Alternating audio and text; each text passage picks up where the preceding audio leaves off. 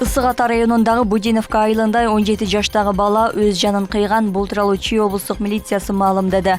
Анда маалыматта айтылгандай 24 февралда таңкы саат 8-де райондук милицияга кабар түшкөн. Анда 2008-жылы туулган жаран суицидке баргандыгы аныкталган. Текшерүүнүн жүрүшүндө жарандын денесинде эч кандай так жок болгон жана күч колдонулган эмес. Суицидтин себептери такталууда деп жазылат маалыматта. Бул факт райондук милиция тарабынан каттоого алынды жана экспертизалар дайындалган.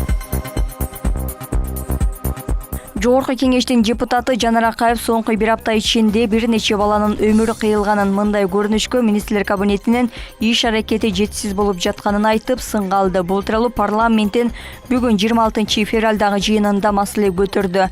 Өкмөттү жакын арада чукул жыйын уюштурууга чакырды.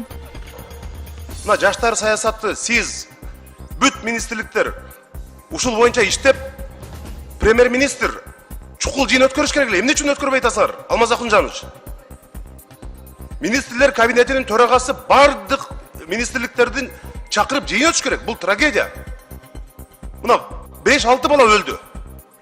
Асыны өлгөнү бар, уртокмоктон өлгөнү бар.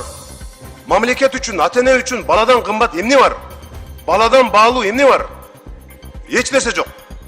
Ошондуктан мындай түшүндүрүү иштери боюнча Ички иштер министрлиги, Маданият министрлиги, Билим берүү министрлиги ыкчам иштерди алып барыш керек. Депутат Исхак Масалиев Кыргызстан Улуу Британиянын колониясы эмес экенин айтып, Тышкы иштер министрлигине Керемет банкка киргизилген санкция боюнча жооп берүүнү талап кылды. Ал дүйнө жаман жакка өзгөрүп жаткандыгын белгилеген.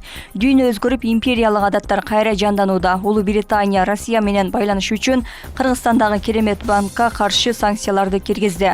Анда алар Россияда иштеген миллиондогон жарандарыбызга санкция киргизиши керек болчу деп жазган эл өкүлү. Ал тышкы саясат жана банк иштери боюнча Бишкектин Лондонго эч кандай милдеттемеси жок экендигин кошумчалаган.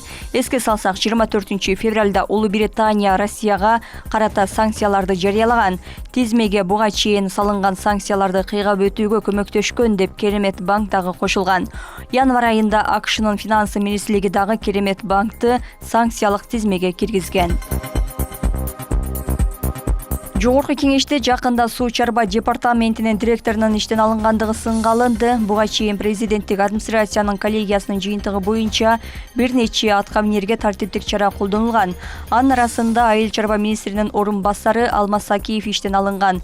Аталган маселени жогорку кеңештин депутаты Балбак Түлөбаев көтөрүп, чечимге түшүнбөй калгандыгын айткан. Депутат өкмөт күчтүү кадрларды иштетиши керектигин кошумчалады.